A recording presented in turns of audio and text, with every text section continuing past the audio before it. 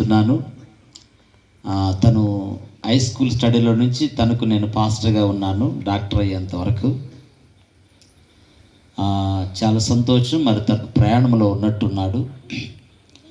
ఇక మనము దేవుని వాక్యంలోనికి వెళ్ళటం చాలా మంచిది, ఎందుకంటే ఇప్పటికే కాలం చాలా అయింది. ఈ టైంలో దేవుని వాక్యం వినటానికి మనం కొంత సరకత్తు అవ్వాలి. చదవబడిన దేవుని వాక్యాన్ని తెరిచి ఉంచుదాం. లూకా సువార్త 15వ అధ్యాయం 20వ వచనాన్ని మరి పాస్టర్ గారు చాలా చక్కగా కొంత అవస్థపడిన చివరి వరకు సందర్భానికి సరిపోగలిగిన వాక్యాన్ని వరకు వారు చదివారు. ఈ రాత్రి ఈ అధ్యాయమంతా మీ మీద ఉంచాలని ఆశతో ప్రార్థనాపూర్వకంగా మీ మధ్యకి వచ్చున్నాను. కాబట్టి ఎవరు కూడా నిర్లక్ష్యంగా వినటానికి ఇష్టపడకండి. ఈ లూకా సువార్త 15వ అధ్యాయం అనగానే చాలా ఆలోచనలు మనకు కలుగుతాయి. ఇది యేసుక్రీస్తు వారు ఒకే సందర్భంలో అర్థమగు విధముగా 3 ఉపమానాలు చెప్పిన అధ్యాయం ఇదే. ఈ అధ్యాయం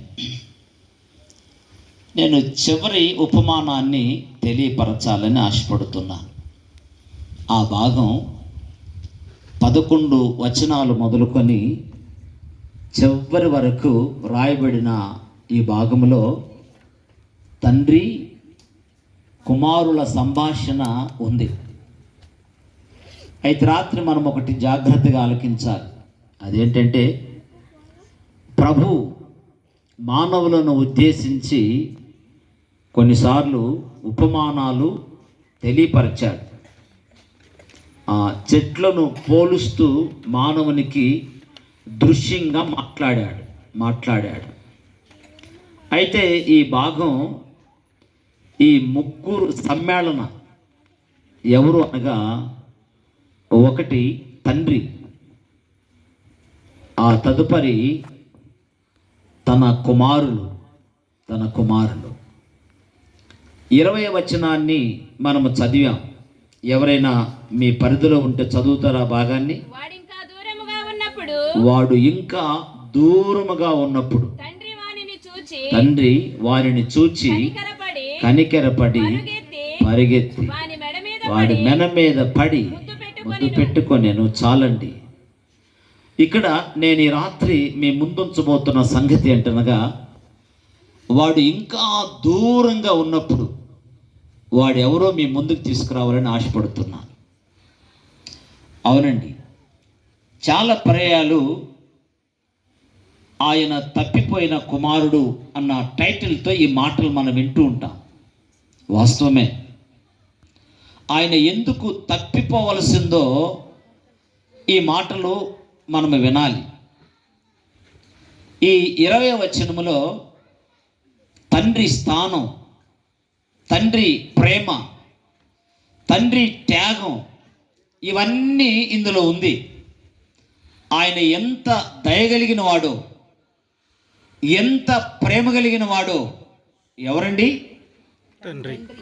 తండ్రి ఎంత ప్రేమ కలిగిన వాడు. బైబిల్ గ్రంథంలో అతి శ్రేష్టమైన తండ్రి ఒకే ఒక ఆయన ఉన్నాడు. ఆయనే పరిశుద్ధుడైన దేవుడు, నిష్కళంకంగా ప్రేమించగలిగిన దేవుడు. ఆయన తన బిడ్డల కొరకు తన ప్రాణాన్ని సహితము పానార్పణముగా అర్పించగలిగిన తండ్రి ఆయన ఒక్కడే. ఆ తండ్రితో భూ సంబంధమైన వాటిని దేనితో కూడా మనం ఆయనకి సమానముగా సమకూర్చలేము. అంత విలువైన తండ్రి. ఈ తండ్రి 20వ వచనంలో మాట్లాడుతున్నాడు. ఈయనకి ఎంత గమనమో, ఎందుకంటే వాడు ఇంకా దూరంగా ఉన్నప్పుడే చూచేశాడు. ఆయన కళ్ళు ఎంత మంచివండి. అది ఎంత నిష్కళంకమైన కళ్ళు అవి. ప్రియమైన దేవుని బిడ్డలారా, ఇక్కడ వాడు అనగా తన సంతానములో రెండవ వాడు, చిన్న కుమారుడు ఏమయ్యాడో, ఎంత ఖర్చు పెట్టాడో, ఎలాగున తయారయ్యాడో మనము చాలాసార్లు విన్నాం. అయితే ఈ రాత్రి ఈ భాగాన్ని మరొక నూతనమైన కోణముల నుంచి మనం చూడబోతున్నాం. ఇప్పుడు రండి 11వ వచనాన్ని 12వ వచనాన్ని చదువుతాం. మరియు ఆయన ఇట్లనేను, ఒక మనుష్యునికి ఇద్దరు కుమారులు ఉండిరి.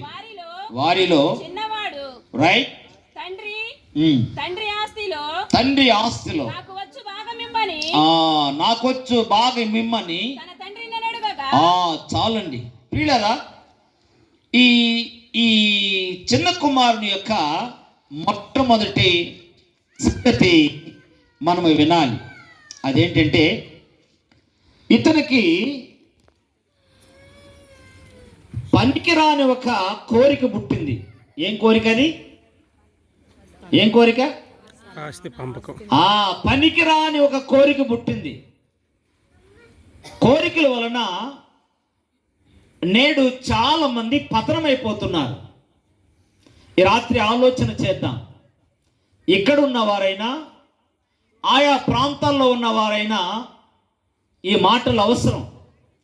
ఒకవేళ దేవుని గురించి నీకు అవసరం కాకపోయినా, నీ మనసులో పుట్టే కోరికల వల్ల నువ్వు ఏమైపోతున్నావో ఆ సంగతి చాలా క్షుణ్ణంగా తెలిపే బైబిల్ సంగతులు ఇవి. అవునండి పిల్లారా, అతని మనసులోనికి ఒక నీచమైన కోరిక ఒకటి పుట్టింది. అది ఏంటంటే, చాలా సుభిక్షంగా ఉన్న వ్యవస్థని, ఎంతో ఆశీర్వాదకరంగా ఉన్న, ఆరోగ్యకరంగా ఉన్న ఒక వ్యక్తిని ఆ కోరిక ఏం చేసిందంటే విచ్ఛిన్నం చేసేసింది. విచ్ఛిన్నం చేసింది. ఏం కోరిక మనకు తెలుసు. బైబిల్లో కొందరు కోరుకున్నారు. ఆ కోరికలు ఏంటంటే, ఆకాను అని ఒక భక్తుడు ఉన్నాడు. దేవుడు ముందే చెప్పాడు, మీరు ఆ పట్టణానికి వెళ్ళండి, దాని చుట్టూ తిరగండి, కానీ ఏం చేయవద్దు, ఏమి ముట్టుకోవద్దు, ఏమి తీసుకొని రావద్దు. ఈ దైవభక్తుడు దేవుని ద్వారా చెప్పించబడిన ఈ మాటను విన్నాడు, వెళ్ళాడు, చూచాడు, ఏం చేశాడంట? ఆశించాడంట. కోరిక తన మనస్సులో పుట్టింది. ఏమైపోయాడో తెలుసా? చివరికి రాళ్ల చేత కొట్టబడి చంపబడ్డాడు.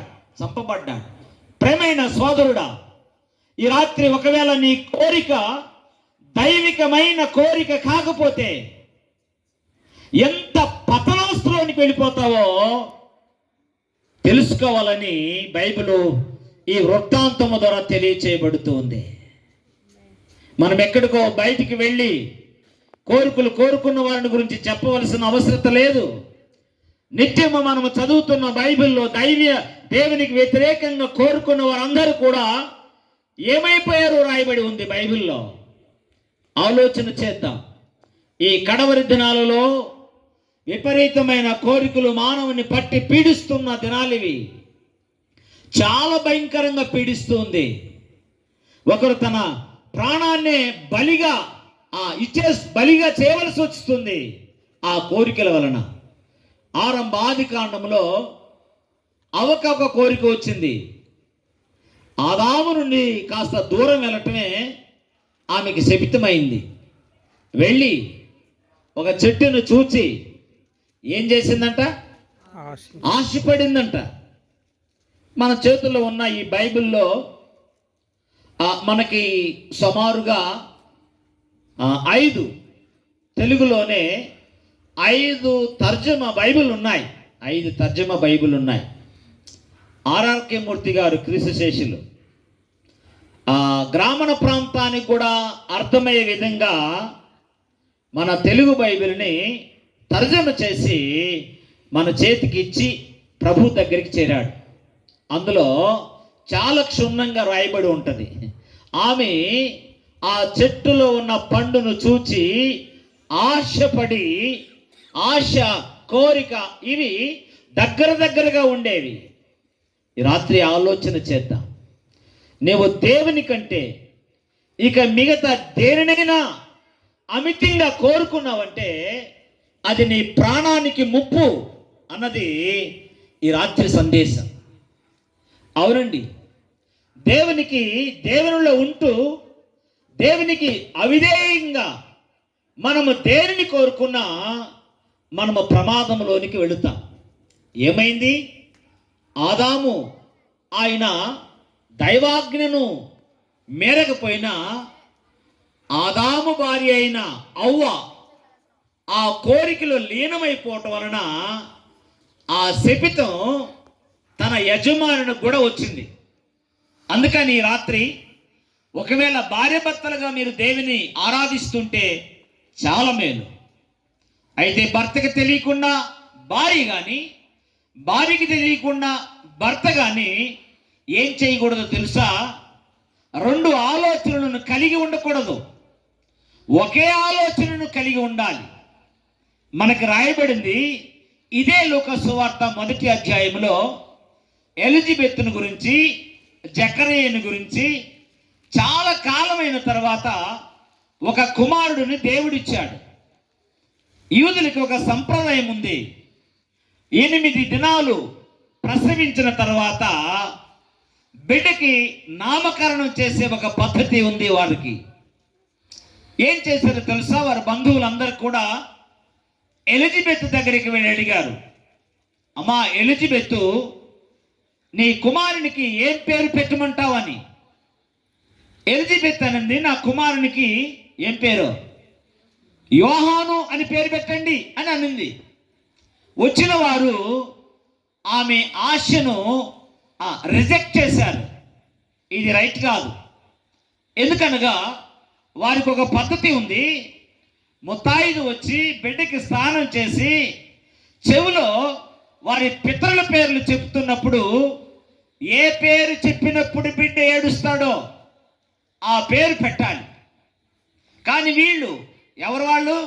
ఎలిజబెత్, జకరయ్య ఆ అవకాశాన్ని వాళ్ళకి ఇవ్వలేదు. కారణం ఏంటి? భక్తి ఆచారము చుట్టూ తిరగకూడదు. భక్తిగానే ఉండాలి.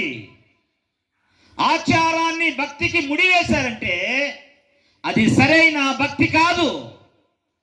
ఆమెని వదిలిపెట్టి తన భర్త దగ్గరికి వెళ్ళారు. అయ్యా జకరయ్య, నీ కుమారునికి ఏం పేరు పెట్టాలి అంటే ఆయన మాటలు లేవు. అప్పుడు మాట్లాడలేకపోయాడు. ఆయన అన్నాడు, వారికి అర్థమగినట్లుగా పలక గురించి, బలపం గురించి చెప్పాడు. వారు తీసుకొని వచ్చి ఇచ్చారు. ఆయన ఏం పేరు రాశాడంటే తన భార్య ఏ పేరైతే చెప్పిందో అదే పేరు రాశాడు. దీనిలో నుంచి దేవుని బిడ్డలారా మనము సంపాదించుకోవలసిన సత్యం ఏంటంటే దేవుని బిడ్డలముగా మన ఆలోచనలు ఒకటే ఉండాలి. వేరువేరుగా ఉంటే భక్తి జీవితానికి అది ప్రయోజనకరమైనదైతే కాదు. ఎంత నష్టపోయాడు ఆ తండ్రి దగ్గర నుంచి వెళ్ళిపోయిన ఈ వ్యక్తి అంటే, పూర్తిగా నష్టపోయి ఆయన దిగజారిపోయాడు. ఎక్కడి నుంచి ఎక్కడికి దిగజారాడు? ఆయన అంటాడు ఒక దగ్గర కూర్చొని, అయ్యో నా తండ్రి దగ్గర, ఇంటి దగ్గర తండ్రి దగ్గర నా తండ్రి దగ్గర చాలా మందికి ఉంది ఆహారం, నేనెందుకు ఇక్కడ కష్టపడాలి? అలా చెబుతూ ఈ మాట అంటాడు. నేను అక్కడికి వెళుతాను, నా తండ్రితో ఈ మాట చెప్తాను. ఇక నేను నీ పౌరుడును కానిక. నేను ఎవరినంటే లేబర్ని, ఒక కూలి మనిషిని. కోరిక దేవుని బిడ్డలారా ఒక శ్రేష్టమైన నైతిక విలువలు కలిగి ఉన్న వ్యక్తిని దరిద్రునిగా చేస్తుంది. ఆలోచన చేద్దాం. చాలామంది సంఘంలో కొన్ని కోరికలు కలిగి ఉంటారు. ఆ కోరికలను తీసుకొచ్చి సంఘంలో రుద్దుతారు. అంతేకాదు పాస్టర్ గారి దగ్గరికి వెళ్ళి దాన్ని ఫిల్ఫిల్ చేయి అని అంటూ ఉంటారు. సోదరుడా, ఈ రాత్రి అలాంటి ఆలోచన కలిగి నీవు సంఘములో పరివర్తిస్తుంటే జాగ్రత్త సుమా. అవును, ఎందుకంటే అది దేవునికి ఇష్టము కానిది, దేవునికి ఇష్టము కానిది. అలాంటి ఆలోచన ఉంటే నీవు సంఘములో ఆనందాన్ని, ఆశీర్వాదాన్ని నువ్వు దూరం చేసుకుంటా. ఏ దేవుడైతే నీ కొరకు ప్రాణం పెట్టి తిరిగి లేచి త్వరగా రాబోతున్నాడో అట్టి దేవుణ్ణి సంతోషింపచేయలేవు, అట్టి దేవునికి ప్రేమైన జీవితాన్ని జీవించలేవన్నది ఈ రాత్రి రుజువు చేసుకోవాలి. అవునండి, అవును, జాగ్రత్తగా విన్నా. నేను ఈ చిన్న కుమారుని గురించి లేక తప్పిపోయిన కుమారుని గురించి ఒక 5 సంగతులు మీతో చెప్పి నేను ముగించాలి. అది ఎంత టైం అయినా. పాస్టర్ గారు ఏమో నాకు టైం చెప్పలేదు, సంతోషపడ్డాను. జాగ్రత్తగా వినండి. మొట్టమొదటి సంగతి ఏంటంటే, ఈయన ఏం చేశాడు? తండ్రికి వ్యతిరేకమైన కోరికలు లేక కలలు, ఆలోచనలు ఈయన కలిగి ఉన్నాడు. ఏంటంటే అది ఎవరికి వ్యతిరేకమైనది? తండ్రికి. శ్రేష్టమైన పరిశుద్ధుడైన దేవునికి, అనగా మన తండ్రి అయిన దేవునికి వ్యతిరేకమైన కోరికలు మనము కలగకూడదు. అలాగున ఒకవేళ మనము కలిగి ఉండి ఆయన వెళుతుంటే ఎంత ప్రమాదం అంటే, నేను ఇద్దరిని మీ ముందుకు తీసుకొచ్చాను. అవును, రాళ్లతో కొట్టబడ్డారు. ఆ తర్వాత ఏం చేయబడ్డారంటే, అతి శ్రేష్టమైన ఆ వనములో నుంచి ఆ కపుల్స్ని దేవుడు ఏం చేశాడు? అక్కడ ఇల్లు కట్టి మీరు ఇక్కడే ఉండండి అన్నాడా? లేదండి. ఆ స్థలాన్ని గురించి ఏం రాయబడిందంటే, అక్కడ శ్రేష్టమైన బంగారం ఉండే స్థలం అది. ఏ స్థలం అది? ఆదాముని అవ్వను తీసుకొచ్చి ఉంచిన స్థలం. నిత్యం నీళ్లు పారుతూనే ఉంటది. అక్కడ నదులు ఉన్నాయి, పారుతుంటది. అంత మాత్రమే కాదు, చాలా విలువైన బంగారం దొరుకుతుంది.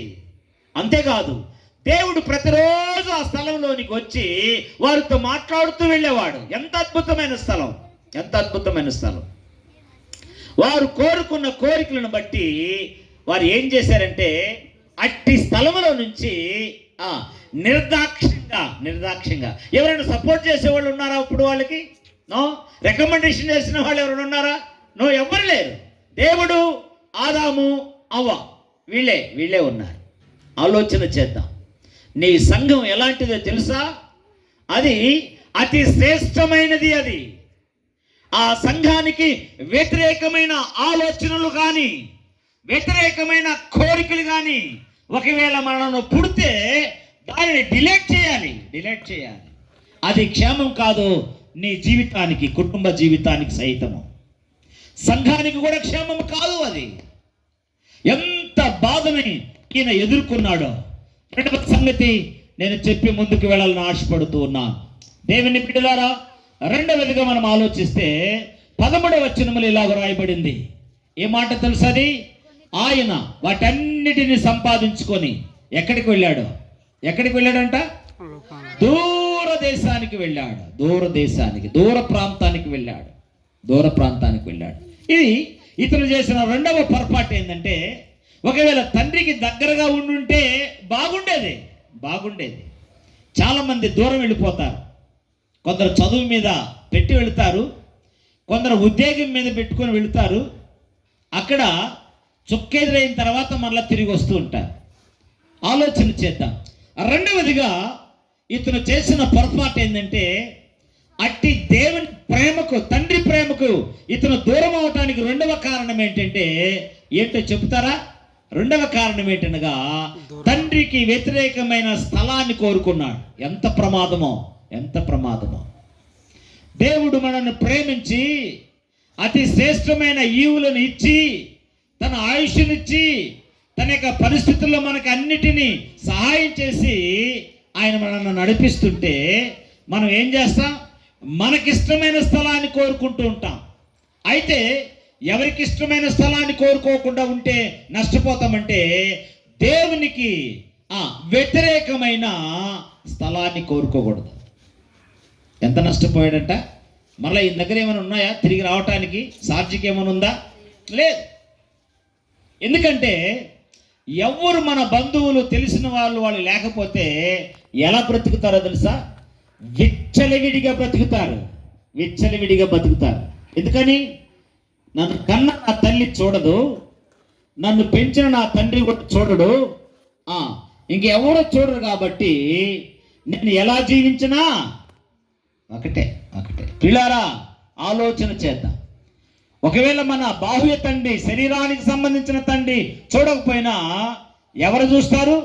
పరమ తండ్రి అయిన దేవుడు చూస్తాడు. ఒక భక్తుడు ఇలా అంటున్నాడు, అయ్యా నీకు కనబడకుండా నేను రెక్కలు కట్టుకొని ఆకాశానికి వెళితే అక్కడ కూడా నువ్వు ఉన్నావే. ఒకవేళ నేను భూగర్భంలోనికి వెళితే అక్కడ కూడా నువ్వు ఉన్నావు. నీకు కనబడకుండా, నీకు వినబడకుండా నేను ఎక్కడికైనా వెళ్ళగలనా? ఏమైనా మాట్లాడగలనంటే మనం ఎక్కడికి వెళ్ళలేము, ఏమి కూడా మాట్లాడలేము ఆయనకి తెలియకుండా. అయితే తండ్రి ప్రేమను దూరం చేసుకున్న ఈ వ్యక్తి ఏం చేశాడంటే, ఆ స్థలము తండ్రికి ఇష్టం కాదని, ఇష్టం కాదు, తన స్థలానికి వెళ్ళిపోయాడు. పిల్లరా, చాలామంది మన పిల్లలు, అబ్బాయిలు కానీ అమ్మాయిలు కానీ, తల్లిదండ్రులకి అనుకూలమైన పరిస్థితిని దాటి వెళ్ళిపోతున్నారు. ఎందుకో తెలుసండి? వారిని మనం ప్రేమించాలి, దగ్గరకు తీసుకోవాలి. ఎందుకు? వారు ప్రేమను వెతుక్కుంటూ వెళుతున్నప్పుడు అట్టి ఆధ్యాత్మికమైన ప్రేమను మనం అందించగలిగితే, ఒకవేళ నువ్వు అందించలేకపోతే సంఘ కాపరికి అప్పగించాలి. సంఘ కాపరి ఏం చేస్తాడు? తనకు ఏది అవసరమో, తను దేని వైపునకు ప్రయాణం చేస్తున్నాడో, ఎక్కడికి వెళుతున్నాడో, ఒకవేళ ఆ ప్రయాణం కూడా వెళితే ఏ నష్టం జరుగుతుందో చెప్తాడు. తల్లిగా, తండ్రిగా మనము చెప్పలేము ఆ మాటలు. అవును, ఒకవేళ ఈ తండ్రి ప్రేమకు దూరం అయిపోయిన ఈ వ్యక్తికి అలాంటి సజెషన్ ఎవరైనా చేస్తుంటే ఇంత నష్టపోయేవాడు కాదేమో. ఆలోచన చేద్దాం. ప్రియులారా, దేవునికి వ్యతిరేకమైన కోరికలకు మనము దూరంగా ఉండాలి. దేవునికి వ్యతిరేకమైన స్థలాల దగ్గరికి మనం వెళ్ళకూడదు. సంఘంలో ఒక దురదృష్టం ఏంటంటే, పుట్టినప్పుడు, బర్త్డేలప్పుడు పాస్టర్ దగ్గరికి వచ్చి ప్రార్థన చేయమని చెప్తారు. పెళ్ళెప్పుడు ఎక్కడికి వెళ్తారు? మీ పాస్టర్ గారి దగ్గరికి వస్తారా? మా అమ్మాయికి పెళ్లి చేయాలి పాస్టర్ గారు, ఏ తేదీ కాస్త చెప్పండి అని రారు. ఎంత విచిత్రమో చూడండి. అవును, అలాంటి చాలా దేవునికి వ్యతిరేకమైనవి అవన్నీ కూడా. పరిశుద్ధుడండి మన దేవుడు, ఆశ్చర్యకరుడు మన దేవుడు. ఆయన చేసినవన్నీ కూడా ఆయన ఇలా అన్నాడు. ఏమన్నాడు? ఈ మంగళవారం మంచిది కాదు, గురువారం మంచిది కాదు అన్నాడంటే అనలేదు. ఆయన మంచివాడు కాబట్టి అన్నీ కూడా మంచివే. ఆయన కలుగు చేసి ఉదయం సాయంకాలం అవగా ఒక దినమైంది, ఇది మంచిదన్నాడు, దేవుడు మంచిదన్నాడు. ఆలోచించండి, అలాంటి పరిస్థితికి దూరంగా మనం జీవించాలి. ఎందుకంటే దేవుడు మెచ్చడు వాటిని, దేవుడు మెచ్చడు. ఒకవేళ పిల్లలు అలాంటి ఆలోచనలు మీకుంటే వాటిని మానుకోవటానికి ప్రయత్నం చేయండి. మోకాలు వేయండి, దేవుని దగ్గర అడగండి, ప్రభువా నా బిడ్డకి వివాహం చేయాలి. మీకు తెలుసా, ఈ మధ్యలో జరుగుతున్న వివాహాల్లో ఎన్ని ఫెయిల్ అయిపోతున్నాయో, భయంకరంగా లెక్కించలేనన్ని పోతున్నాయి. రేపు సాయంత్రానికి ఒక పెళ్లి చేయాలి చెన్నైలో. భయం వేస్తుంది పెళ్లి చేయటానికి. అవును, అలాంటి పరిస్థితులు ఉన్న ఈ దినాలలో దేవునికి లేక మన తండ్రికి వ్యతిరేకమైన స్థలాలను మనం కోరుకుంటే, ప్రియులారా, మన పవిత్రమైన నైతిక విలువలను మనము చంపుకోవలసి వస్తుంది. తల్లిదండ్రులకు దుఃఖం, కుటుంబానికి నామోసు, సంఘానికి నామోసు. అవి ఎక్కడికి వెళ్ళాలో దేని కొరకు వెళ్ళాలో వాటిని మనము ఖచ్చితంగా తెలుసుకోవాలని ఈ పాఠము ద్వారా మనం నేర్చుకోవాలి. ఏం చెప్పాడు 20వ వచనములో? వాడు చాలా దూరంలో ఉన్నాడు. ఎంత మంచివాడండి మీ తండ్రి, తీసుకుని వెళ్ళిపోయాడు, ఖర్చు పెట్టేశాడు, ఏమి లేదు, సరైన ఆకారంలో కూడా లేడు, సరైన బట్టలు లేవు, అయినా తండ్రి చూశాడు. ఆయనకి ఎంత ప్రేమ, ఎంత దయ కలిగిన వాడు ఆయన, ఎంత వాత్సల్యం కలిగిన వాడు ఆయన. అలాంటి తండ్రిని విడిచిపెట్టి దురాలోచన కలిగి జీవిస్తే అది మంచిదేనా మన జీవితాలకి? అలాంటి తండ్రి దగ్గరికి వెళ్ళక మనకిష్టమైన స్థలాలకు వెళుతుంటే ఎంత భయంకరం అండి, ఎంత భయంకరం. జాగ్రత్తగా విన్నా. 2 సంగతులు మనం విన్నాం.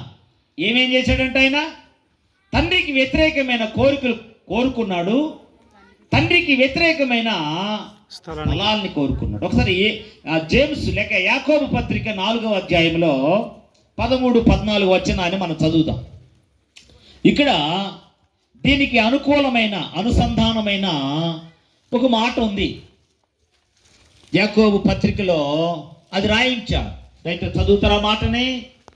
యాకోబు పత్రిక 4వ అధ్యాయము 13-14 వచనాన్ని.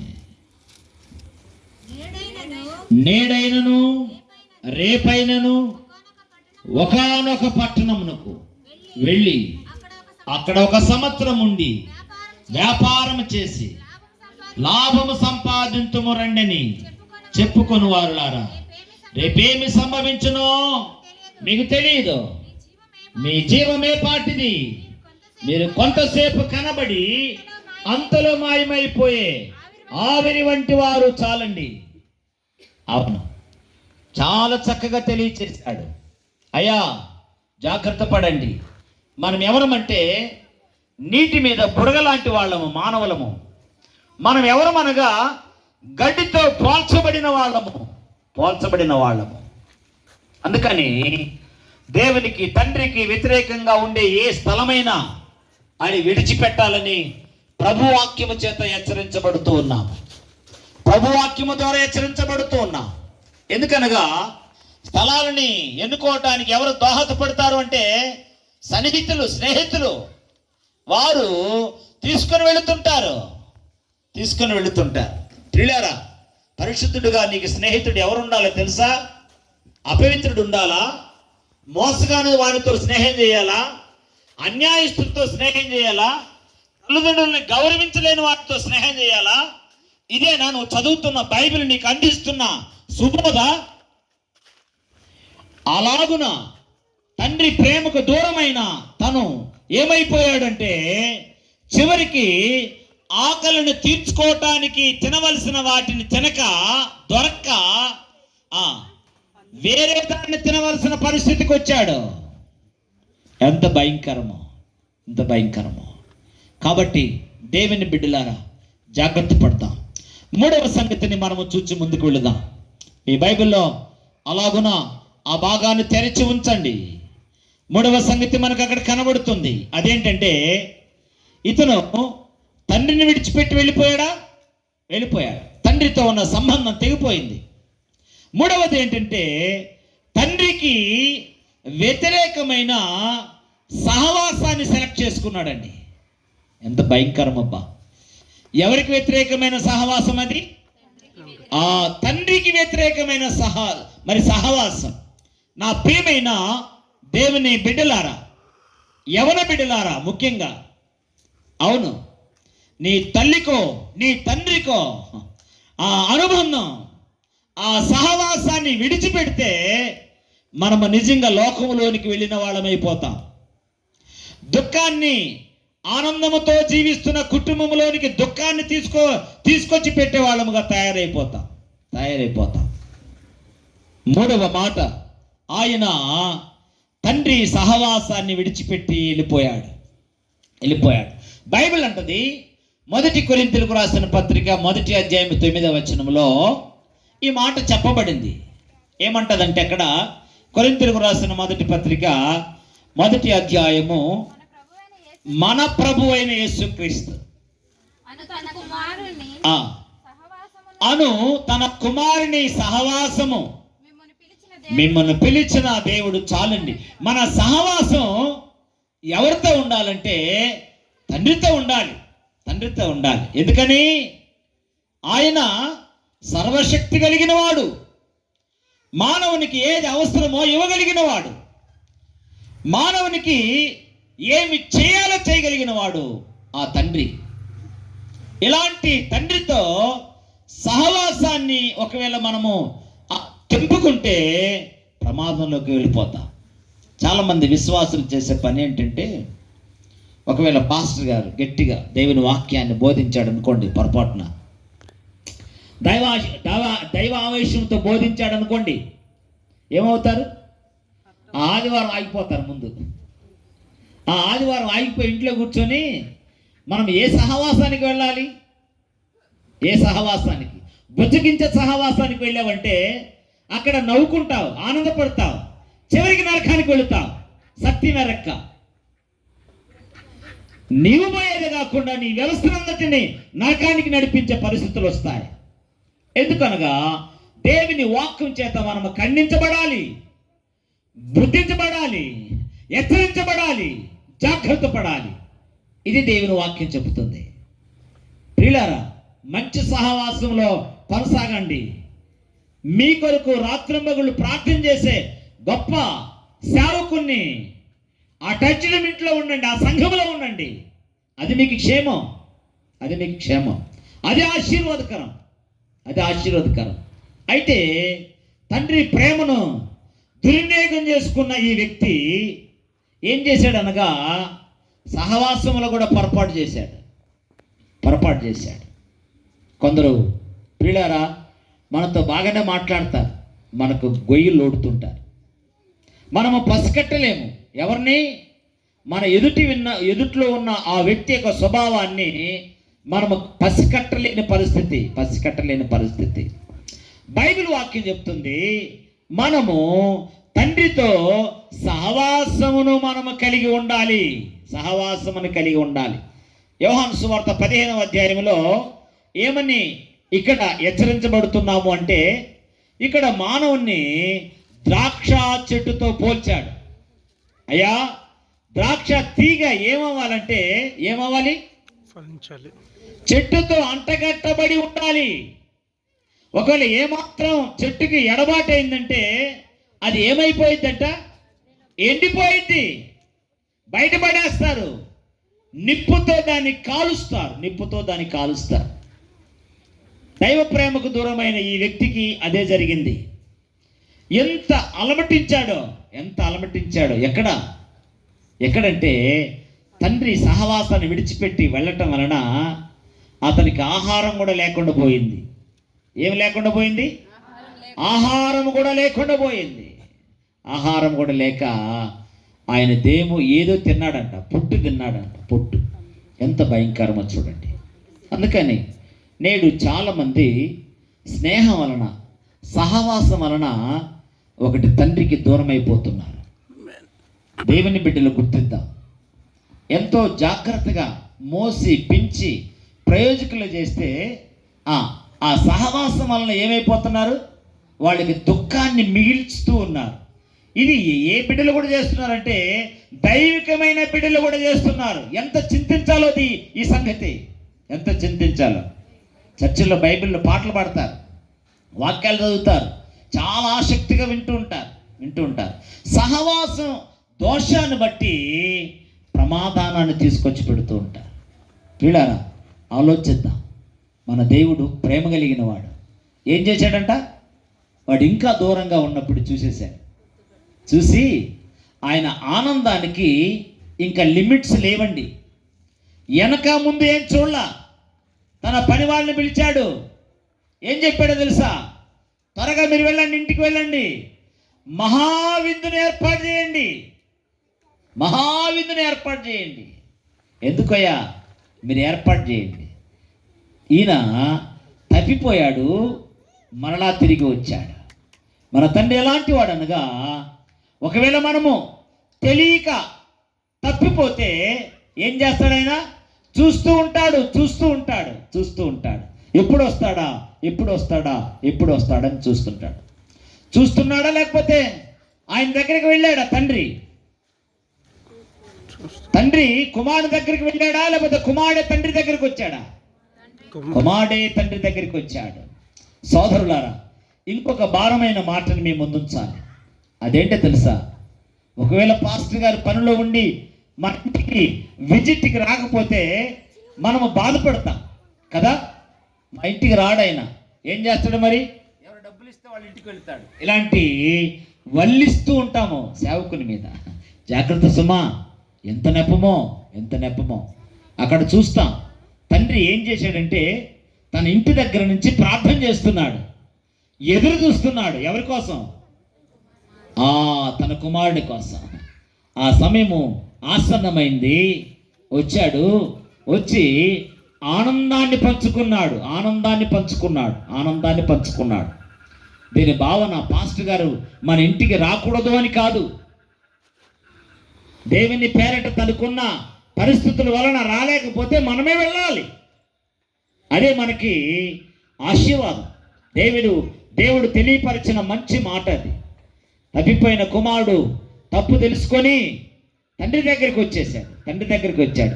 ఎంత గ్రాండే వెల్కమ్ జరిగింది ఆయనకి. ఆశ్చర్యకరమైన స్వాగతాన్ని ఇచ్చాడు. ఏమేం చేశాడంట? చెప్పులు తీసిపెట్టాడు జాగ్రత్తగా.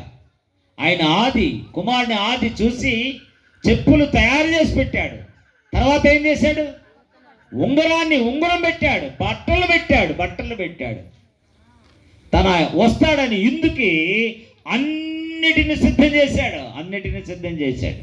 ఎంత జాలండి ఆయనకి, ఎంత ప్రేమ. ఇట్టి దేవుని దగ్గర నుంచి, ఇట్టి అద్భుతమైన మరి సహవాసంలో నుంచి వెళ్ళిపోవటానికి ఎలా మనసు వస్తుంది? ఈయన వెళ్ళిపోయాడు, పూర్తిగా నష్టపోయాడు. దేని పోగొట్టుకున్నాడంట? వారసత్వాన్ని పోగొట్టుకోవాల్సి వచ్చింది. జాగ్రత్త పడదాం.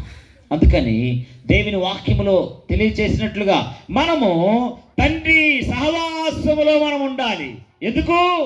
మనము చీకటిలో ఉన్నాము. పేతురు పత్రికలో రాయబడి ఉంటుంది, మనము చీకటిలో ఉన్నాము.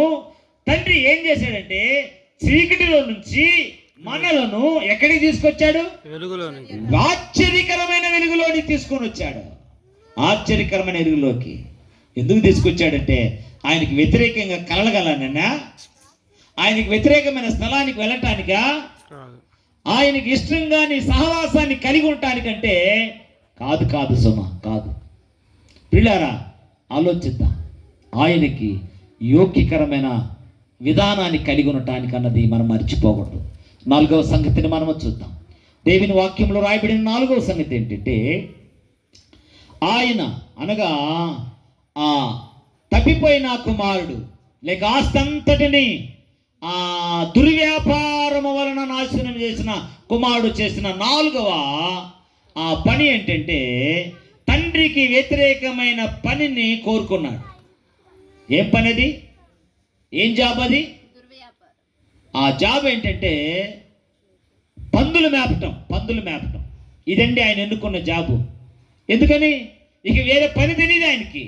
ఆయన ఏమైనా పని చేశాడా అంటే పని చేసి ఉన్నాడు. సుఖానుభావుడు. అతను చేసుకున్న పొరపాటును బట్టి చెయ్యకూడని పని చేయవలసి వచ్చింది. ఆయన ఏం పని చేశాడంటే పందులు మేపటానికి వెళ్ళాడు. బైబిల్లో లేవి కాండంలో ఈ పందుల గురించి రాయబడింది. అది నిషిద్ధమైన జంతువు, నిషిద్ధమైంది. ఎందుకని? లేవి కాండంలో ఒకసారి మీరు చూడండి ఆ భాగాన్ని. 11వ అధ్యాయం 7-8 వచనంలో అది దానికి మెమరింగ్ చేసుకోవటం తెలియదు, రాదు. దేవుడు ఎందుకో దాన్ని పెట్టల. మరి మిగతా జంతువులు ఏం చేస్తాయి? అడవికి వెళ్ళి మేస్తుంది. మళ్ళీ సాయంకాలం రాత్రంతా ఏం చేస్తుందంటే నెమరేసుకుంటుంది వాటిని. కానీ దానికి అది లేదు. బైబిల్లో ఖచ్చితంగా చెప్పబడింది దాని జోలికి వెళ్ళకూడదు. కానీ ఈయన కుమారుడు ఎక్కడికి వెళ్ళాడు? ఏ పని సెలెక్ట్ చేసుకున్నాడు అంటే తండ్రికి ఇష్టం కాని పనిని ఆయన సెలెక్ట్ చేసుకున్నాడు. సోదరుడా, నువ్వేం పని చేస్తున్నావో నాకు తెలియదు. నీ కొరకు ప్రాణం పెట్టిన దేవునికి వ్యతిరేకమైన పని ఒకవేళ నువ్వు అవలంబిస్తూ ఉంటే, నీ కొరకు నా కొరకు ప్రాణాన్ని బలిగా అర్పణ చేసిన ఆ మహాదేవునికి వ్యతిరేకమైన పనిలో మనం ఉంటే జాగ్రత్త పడదాం. అది అబద్ధమైన పని అయినా, మోసకరమైన పని అయినా, వ్యభిచారంతో కూడిన పని అయినా, అక్రమంతో కూడిన పని అయినా, అది భయంకరమైన నెపాన్ని మన మీదకి తీసుకొస్తుంది. మనలను దరిద్రమైన పరిస్థితికి అది తీసుకుని వెళ్ళిపోతుంది. ఆలోచన చేద్దాం ఈ రాత్రి. అందుకే ఆయన ఏమన్నాడంటే, ఆయనకి తెలిసింది, అర్థమైంది, నేను ఎంత దౌర్భాగ్యుడిగా తయారైపోయాను. నేను తండ్రికి వ్యతిరేకంగా నేను ఏం చేశానంటే తప్పు చేశాను. పిల్లారా ఆలోచిద్దాం. ఎందుకంటే మనము ఈ నాలుగుటి మన లోపల ఉంటే మనము సరిచేసుకోవడం చాలా మంచిది. ఇది మూడవ దినం.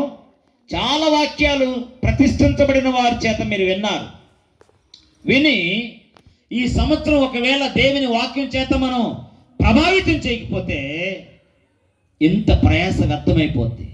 ఎందుకో తెలుసా? దేవుని వాక్యం కంటే లోకం మనల్ని చాలా తీవ్రంగా ఆకర్షిస్తుంది. దేవుని వాక్యాన్ని ఆకర్షించడానికి కొంత టైం పట్టిద్ది. లోకంలో ఉన్న పాపాన్ని ఆకర్షించడానికి టైం అవసరం లేదు. అంత పవర్ ఉంది దానికి, అంత పవర్ ఉంది. రాత్రి ఆలోచిద్దాం. మనము తండ్రికి వ్యతిరేకమైన పనిని మనం ఏం చేయకూడదంటే, ఏం చేయకుండా ఉంటే మంచిది, ఆ పని చేయకుండా ఉంటే మంచిది. దేవుని వాక్యములో దేవునికి ఇష్టం కాని పనులు చేసి దేవుని దగ్గర నుంచి దూరం అయిపోయిన వారు ఉన్నారు.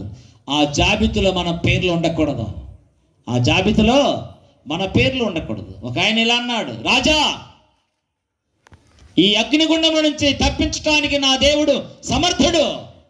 ఎంత అద్భుతమైన మాట అండి, ఎంత ఖచ్చితమైన మాట. నేనేం చేయను తెలుసా? నీవు శాసించిన శాసనాన్ని నేను ఎంత మాత్రము కూడా ఆ పని చేయను.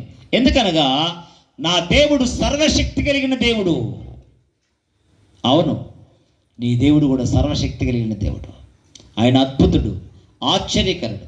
కాబట్టి ఆలోచన చేద్దాం. నాలుగవదిగా మనం ఏం చేయాలంటే దేవునికి అనుకూలమైన పనిని చేయాలి. ఒకసారి హెబ్రీ పత్రిక 11వ అధ్యాయానికి వద్దాం. మన బైబిల్లో నుంచి ఆ మాటను చదువుదాం.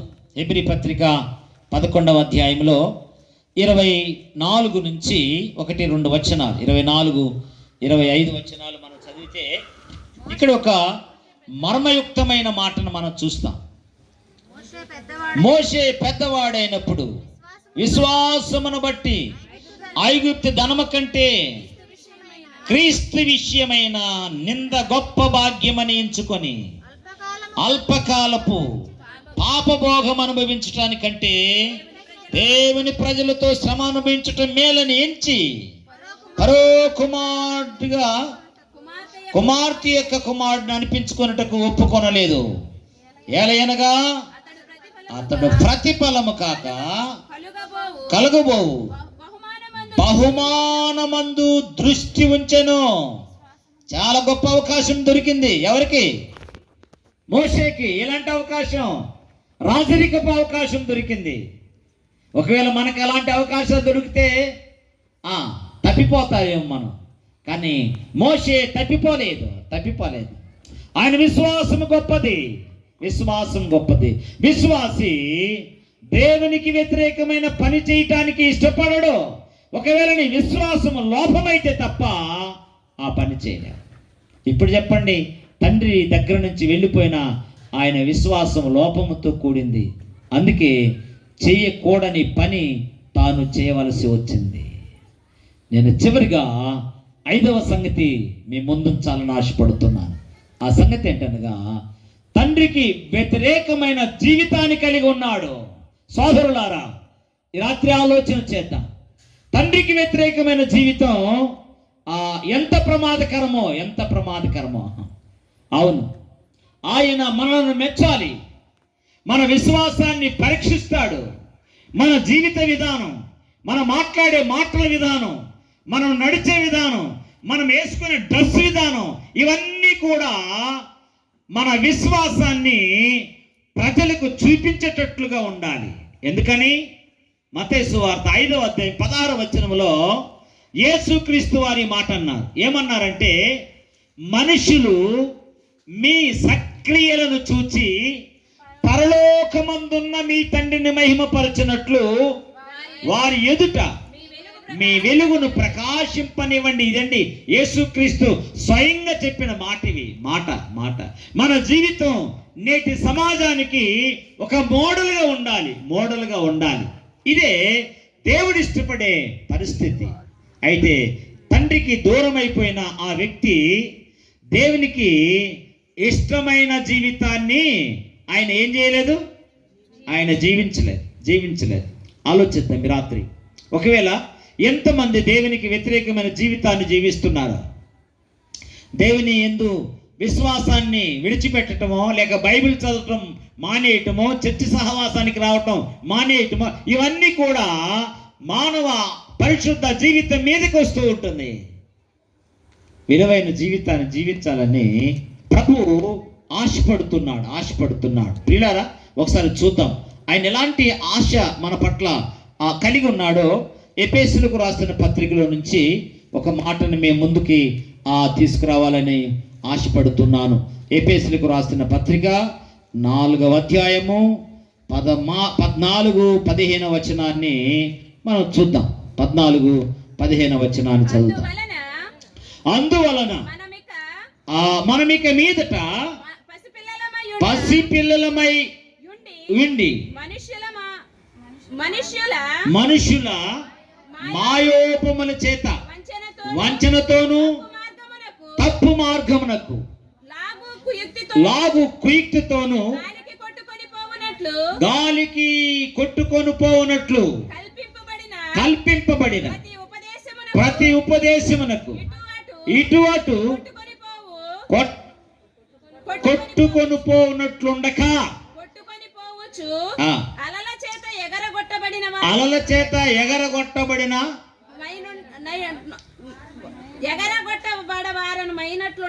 ఉండక ప్రేమ కలిగి సత్యము చెప్పుచు క్రీస్తు వలె అన్ని విషయాలలో మనం ఎదుగుదాం. ఇదండి దేవుని ఆశ, దేవుని కోరిక, దేవుడు ఆశించేది. ఈ 2 భాగాల్లో మధ్యలో ఒక వారధి ఉంది.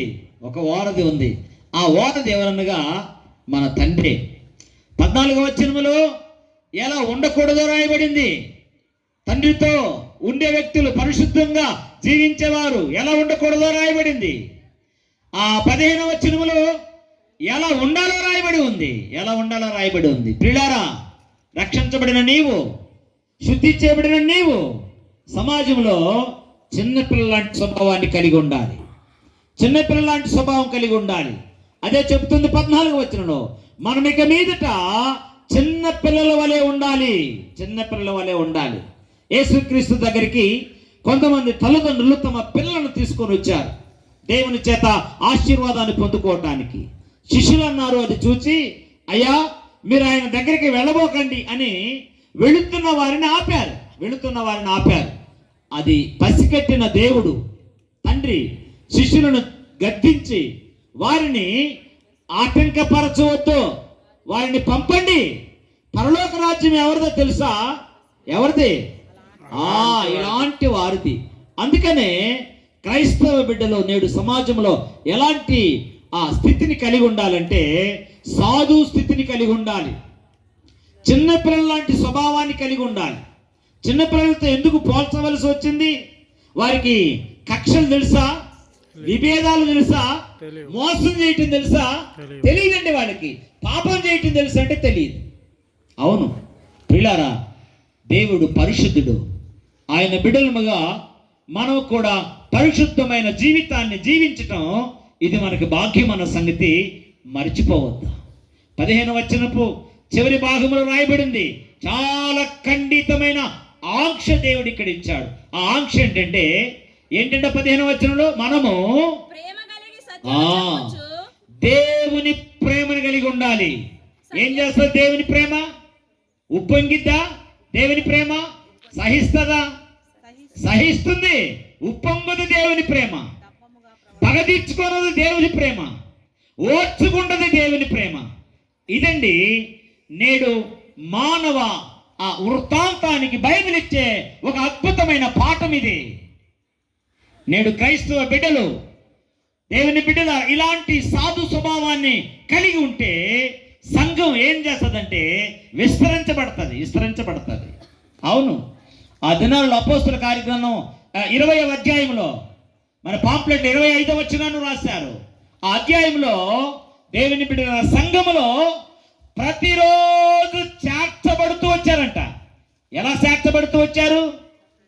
సంఘానికి ఉన్న విలువలను గురించి విని సంఘములో చేర్చబడుతూ వచ్చారు. ఆ సంఘ బిడ్డలు దేవుని ప్రేమను కలిగి ఉన్నారు, దానికి చేర్చబడుతూ వచ్చారు.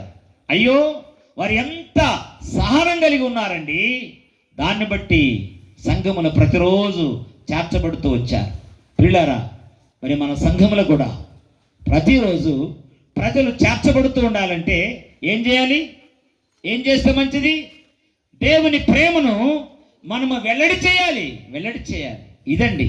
కానీ నేడు మన మీద వేయబడిన ముద్ర ఏంటంటే, వీరు ఏం చేస్తున్నారంట? అయ్యా, మోస పనులు చేయవద్దు అని చెప్పటం నేరం, వ్యభిచరించవద్దు అని చెప్పటం నేరం, జాగ్రత్తగా బ్రతుకు అని చెప్పటం నేరం. ఎంత భయంకరమో చూడండి. క్రైస్తవ చట్టం, బైబిల్ యొక్క ఉద్దేశం, ఒక దుర్మార్గుడు ఏం చేయబడాలంటే మార్చబడాలి. ఇదండి ప్రపంచానికి బైబిల్ ఇచ్చే సత్యం, బైబిల్ ఇచ్చే సందేశం. ఇది బైబిల్ ఇచ్చే సందేశం. ప్రపంచ చరిత్రలో యేసుక్రీస్తు వారి మాట విని దొంగలు మార్చబడ్డారు, వ్యభిచారులు మార్చబడ్డారు, మోసగాళ్ళు మార్చబడ్డారు, అన్యాయస్తులు మార్చబడ్డారు.